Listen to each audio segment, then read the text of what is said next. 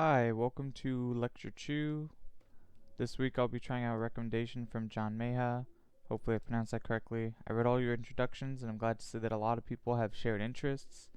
I also looked at the homework and it seems that question 2 and question 3 were giving some people a little bit of problems, so I'm just going to go over them at the beginning of this lecture. So question 2 was determining opportunity cost. Juanita is deciding whether to buy a skirt that she wants as well as where to buy it. 3 stores carry the same skirt, but it is more convenient for Juanita to get to some stores rather than others. For example, she can go to her local store located 15 minutes away from where she works and pay a marked up price of $102 for the skirt. So we have a few options. We're going to have store,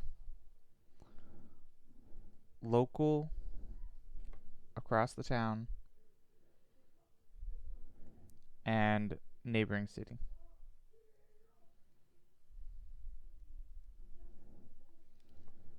Minutes or travel times for the local department store, it'll be 15. Across town will be 30 and 60.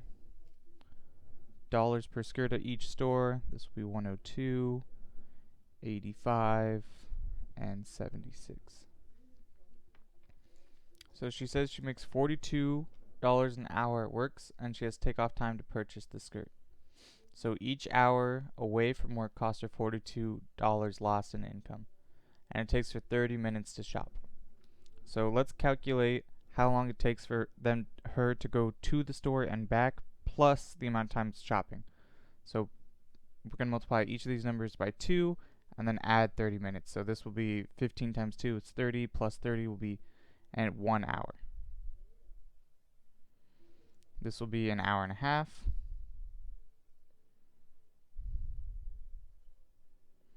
And this is going to be 2.5 hours. Let's translate that into dollars that she's losing because of work. This one will be 42, this will be 63, and this one will be 84 plus 21, which would be 105. So then we can get the total cost at each store by adding up these numbers. So plus 102, this is going to be the price. This is the cost.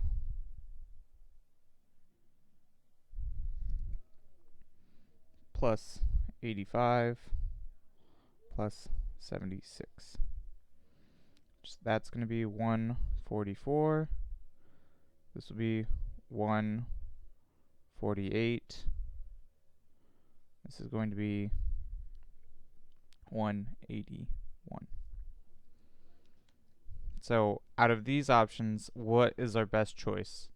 It'll be the 144 because that's the cheapest one.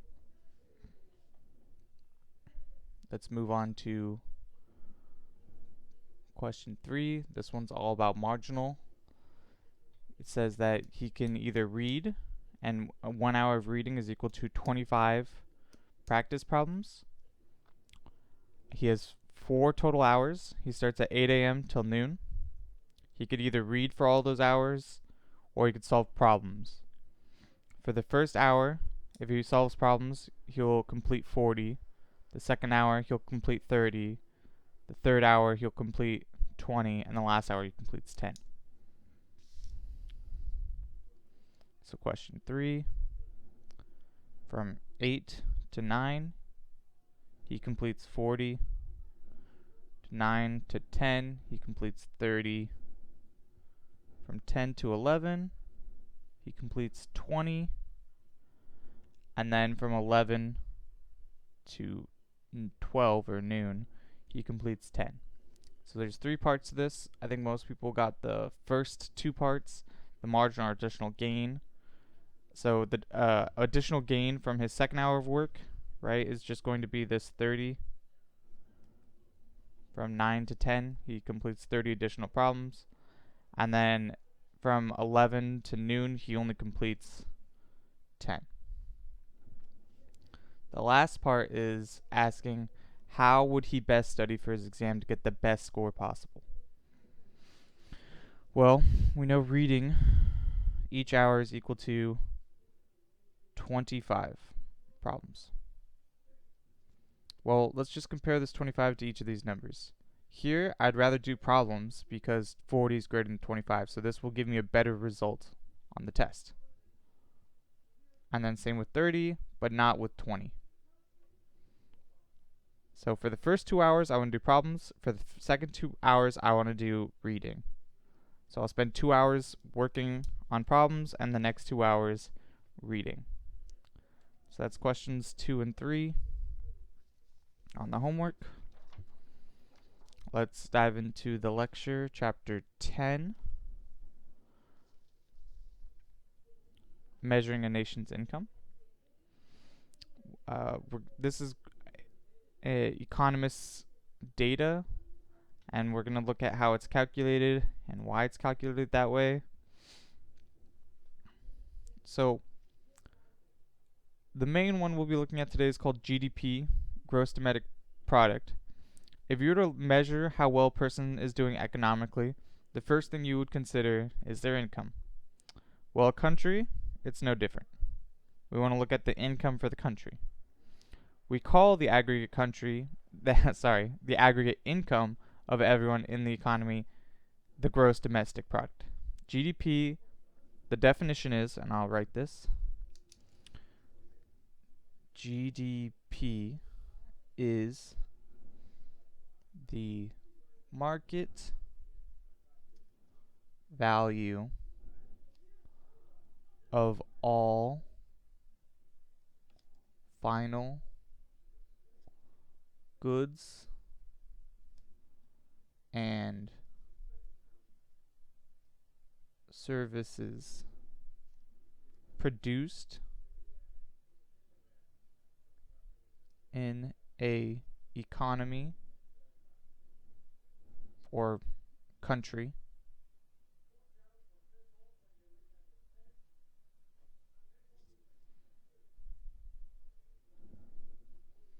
in a given period of time.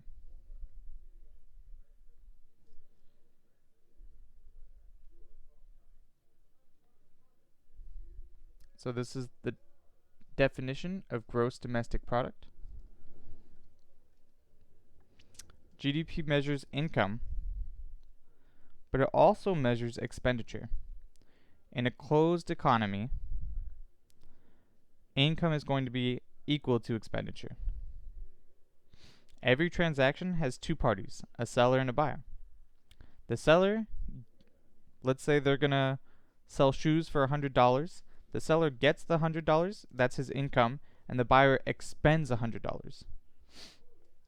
So, in a closed economy, we have sellers and buyers, and every transaction's equal, and that's why income will be equal to expenditure. Now, let's look at a circular flow diagram of an economy. We have the two major players, the firms and the households. They meet at two separate markets. There's a market for goods and services,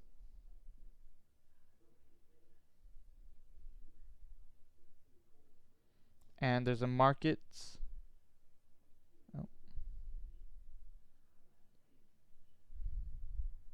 for factors of production.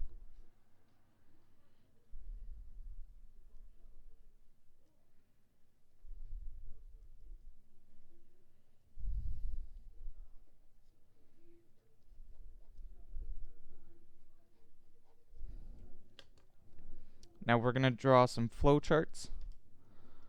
Green is going to be used for the flow of dollars. So from the markets for factors of productions to households, we're going to have income, which is equal to GDP, right, as we said up here. And then we're going to have households use those dollars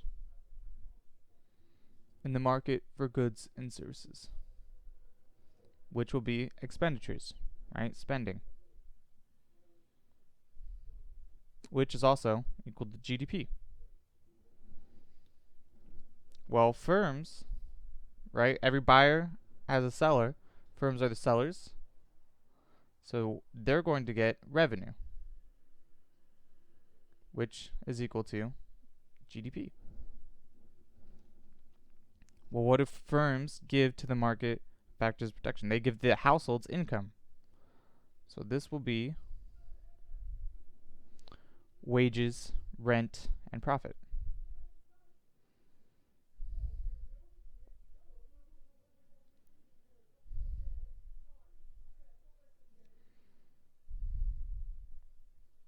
Which, you guessed it, is equal to GDP.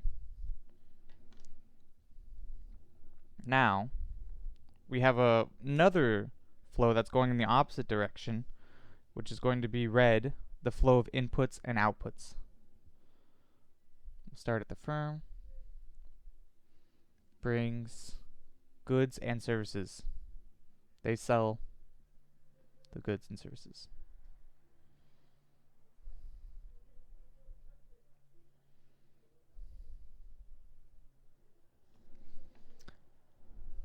The households buy the goods and services.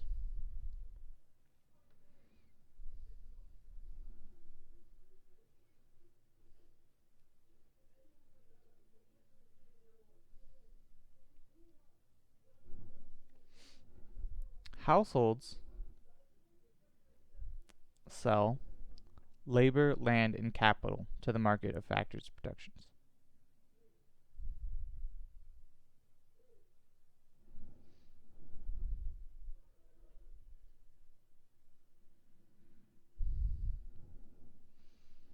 And of course, firms buy labor, land, and capital to produce things. We'll just say factors of production.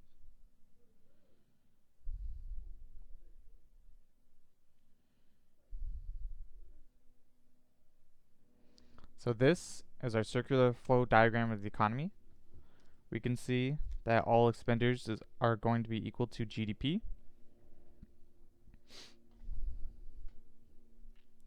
Now let's break up the definition of GDP. We say that it is the market value, which compares all goods to each other through prices. You know the saying, you can't compare an apple to an orange? Well, GDP is going to do that. If an apple is double the price of an orange, it contributes to the GDP by twice as much.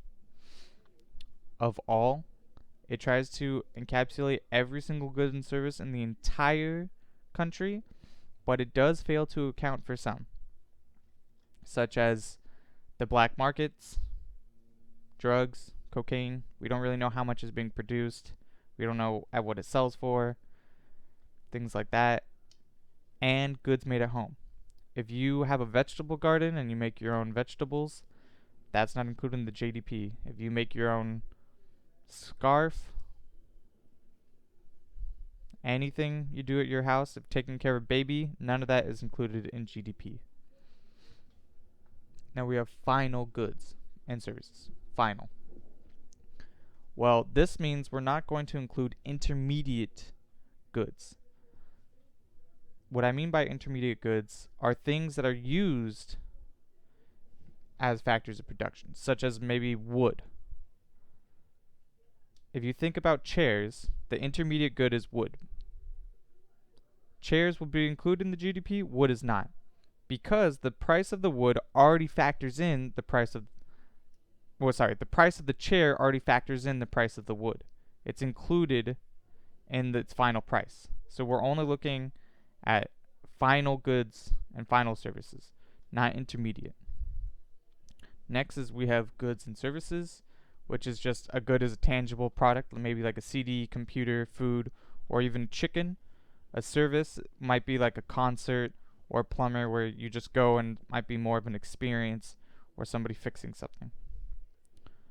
Produced. This only includes goods and services that are currently produced.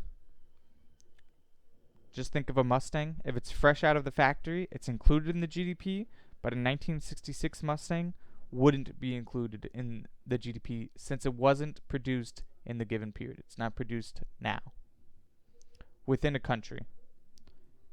This is just that it has to be in the borders of the country.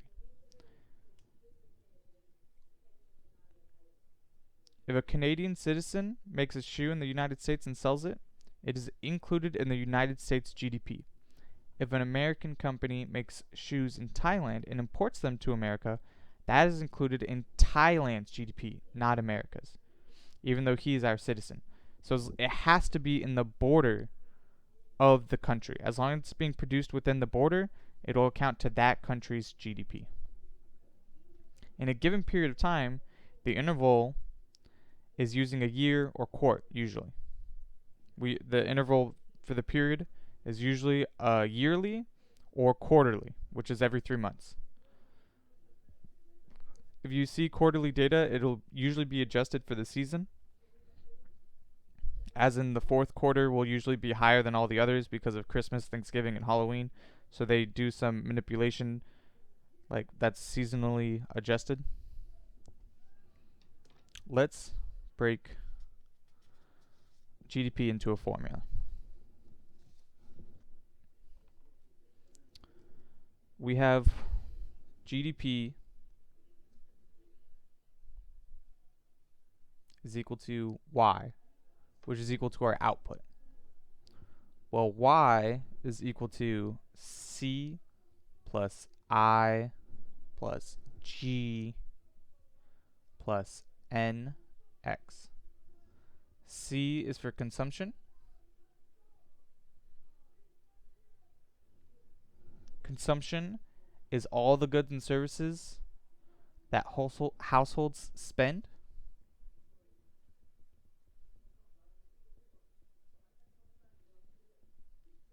I is investment.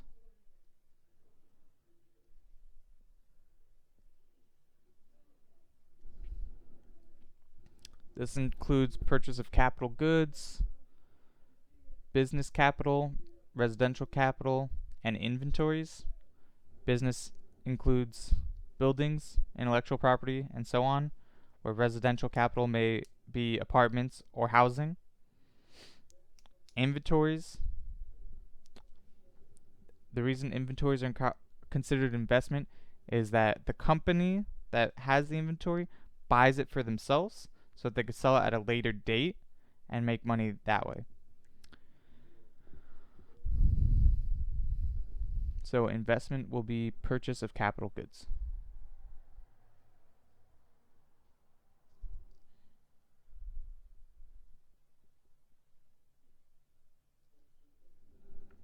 Next is G, which will be government purchases.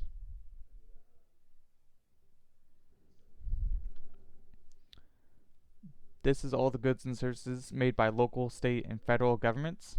It also includes all of the salaries from the local, state, and federal governments. However, it does not include transfer payments like unemployment. When the government pays out to unemployment, that is not considered in the GDP because it doesn't actually change anything in the GDP. Nothing is produced.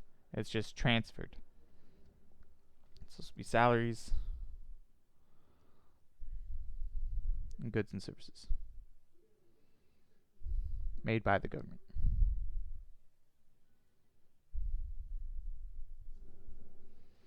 The last thing we have is this NX, which is going to be net exports.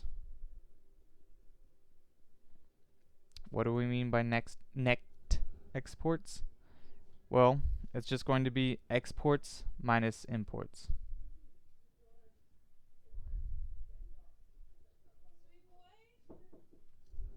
So exports is when we sell a good and service to a foreign country. We're producing it in America in our borders and we're selling it overseas. An import is us buying a foreign good instead of producing it. Now let's look at a little bit or some GDPs. In 2018, consumption accounted for 68% of the GDP.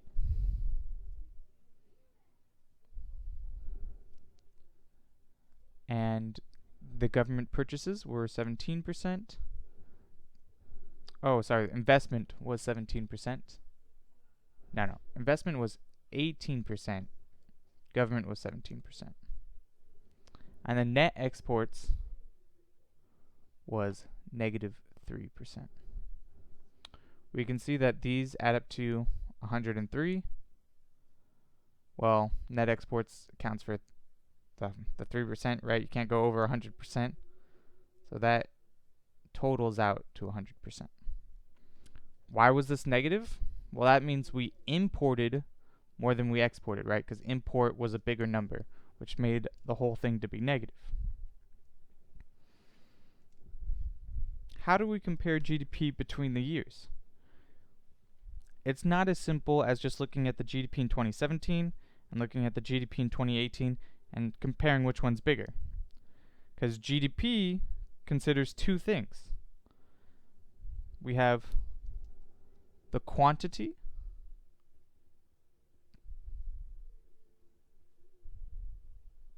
and the price. How many things we're selling and the price at which we're selling. Because remember, GDP was the market value or the price of the year. Well, we know that inflation is a thing and that prices change between the years. So if GDP changes from one year to the next, can we really say that we're producing more? Well, the GDP at the current year we'll call nominal price, using that year's prices. GDP at, we'll say 2019, using 2019 prices. We'll call that nominal. GDP. So any year, as long as both the year and the prices correspond, then that'll be nominal GDP, which is what we just calculated. It's the market value of the current year of all goods and services produced within a country at a given period of time. Well, we want to calculate, we want to remove the prices so that we can actually see whether we're producing more or producing less. To do that, we're going to use something called real GDP.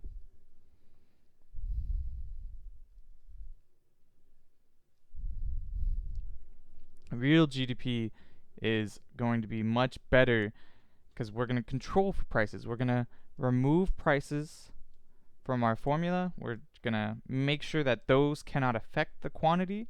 And when we do that and we compare the years, we'll only be comparing whether or not we produced more or less. We'll look at an example. I'm going to set 3 years down. Let's say I'm going to make a little chart. Year is 2019, 2020, and 2021. The price of hot dogs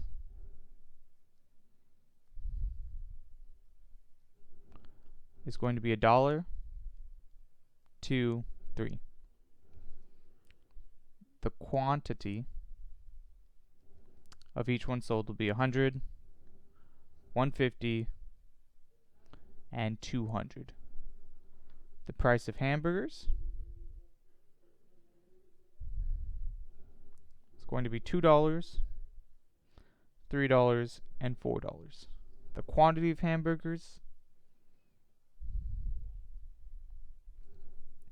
is going to be 50, 100, and then 150. Well, let's calculate the nominal GDP, how I've been saying to do it. For 2019,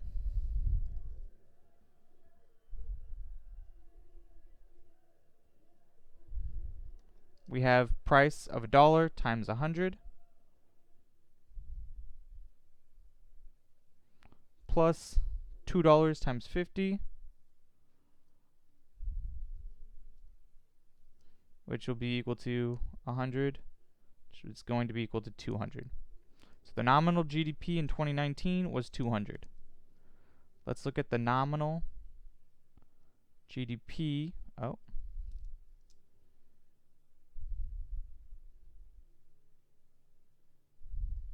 In 2020, and we'll also do the same for 2021. So we're going to have 2 times 150 plus 3 times 100. And then for the next one, we'll have 3 times 200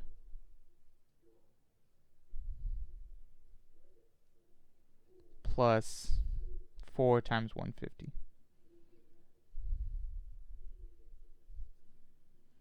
So 2 times 150 will be 300. 3 times 100 will be 300. 300 plus 300 is 600. And then this is going to be 600. 3 times 200 plus 4 times 150, which will be 600 as well. So it's going to be 1200. So as we can see, the nominal GDP between the years is increasing. Let's look at real GDP and how we're going to figure out whether we're actually producing more. Using real GDP, we're going to set 1 year as the base year. And we're going to use that year's prices for every single year. So 2019 will be our base year. And in our base year, the price was $1 and $2 for a hamburger. $1 for a hot dog, $2 for a hamburger. So for real GDP,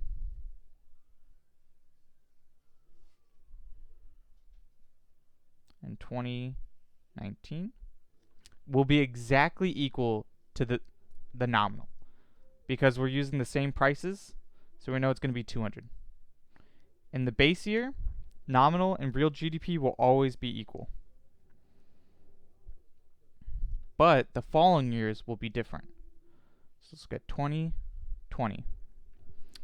Well, we have the price of $1, but our quantity is 150. Plus, price is $2 for a hamburger. Our quantity is 100. So 1 times 150 is 150. 2 times 100 is 200. So then that's going to be 350. Much smaller than the nominal GDP. Let's look at the year 2021. We're using the same price, $1, times the quantity, 200. We sold 200 hot dogs that year. Plus, the price for a hamburger is $2, and we sold 150. So 1 times 200 is 200, 2 times 150 is 300, and total we get 500.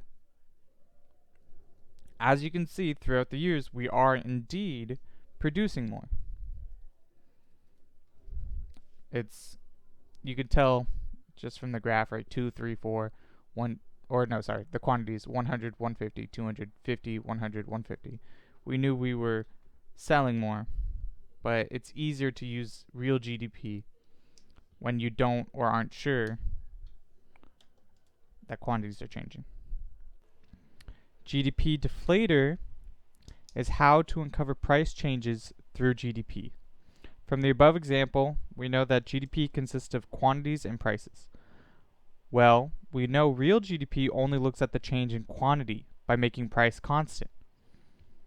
To find how prices have changed throughout the years, we can use real and nominal GDP for the chosen years. So the GDP deflator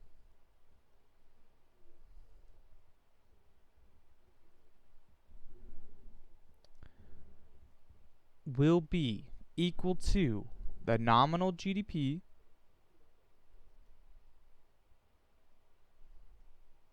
over the real GDP times 100. we will use this this will give us an example of how prices were in the nominal year versus the base year. We can also use the GDP deflator to figure out the inflation between the years. Since GDP deflator represents price levels compared to the base year, then we can see how price levels change throughout the years. The next equation is going to be for inflation. So let's say that year 1 is we want to calculate the inflation from year 1 to year 2. So the inflation for year 2 will be equal to the GDP deflator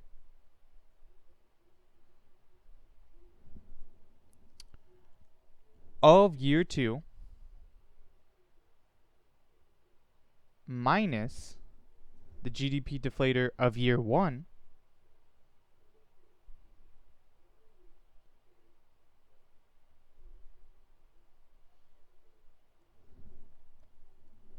all over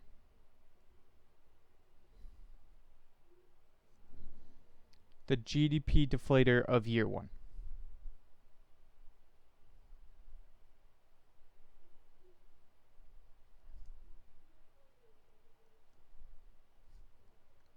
Times, again, 100.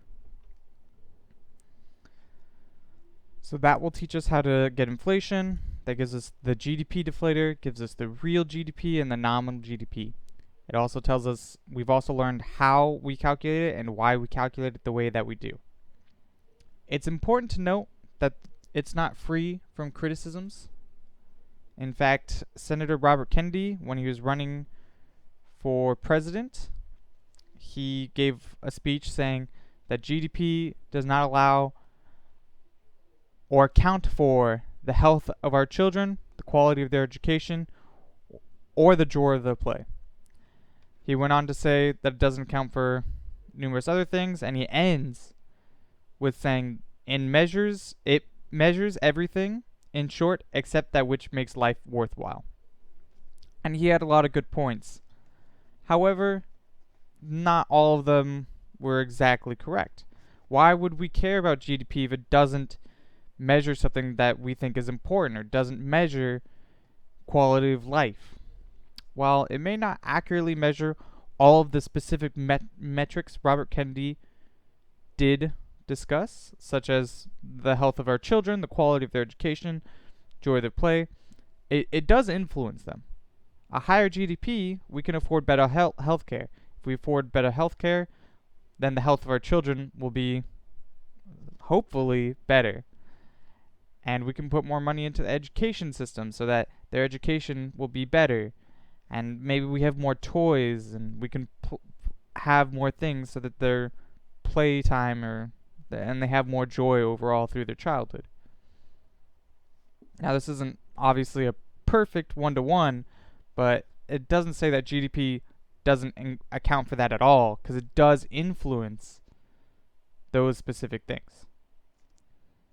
Now, GDP does exclude some things, such as our value of leisure. Many people like to just not do anything on certain days. Chill, watch Netflix, relax. GDP does not account for that. The only thing GDP looks at is productivity and then how productivity can change things. It is possible that you could say GDP, if we're richer, we can afford to have more leisure. But most of the time, and I wouldn't include leisure into GDP. It also doesn't say anything about the distribution of income in a country. So let's take two countries, both with a population of 100. The first country has every individual in that population with an average income of 50,000. So there's 100 people, 50,000 each one of them. And their GDP would be 50,000 times 100, which will be 5 million.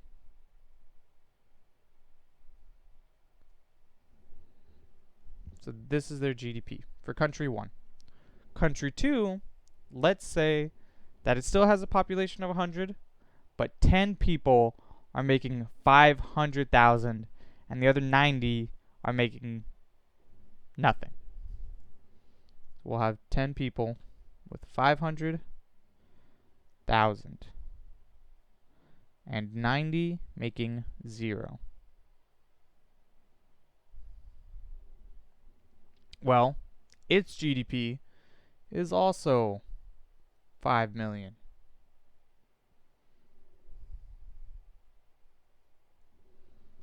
Both of their GDPs are exactly the same, but they're wildly different situations. It's important to consider these things. Inequality is a good measure of civil war and civil unrest. So it's important to note that GDP is a very good metric in a lot of ways, but it does leave some things out, and we can't forget that. In summation for this class, we covered what is GDP, why it's relevant, how we calculate it. We determined the differences between nominal and real GDP. We learned how to calculate both. We also looked at the GDP deflator, which is to compare price levels between the years, and how to calculate inflation using the GDP deflators. Thank you. That's going to conclude Lecture 2. See you guys next week with Lecture 3. Make sure to do homework number 2. If you have any questions, let me know. Thank you.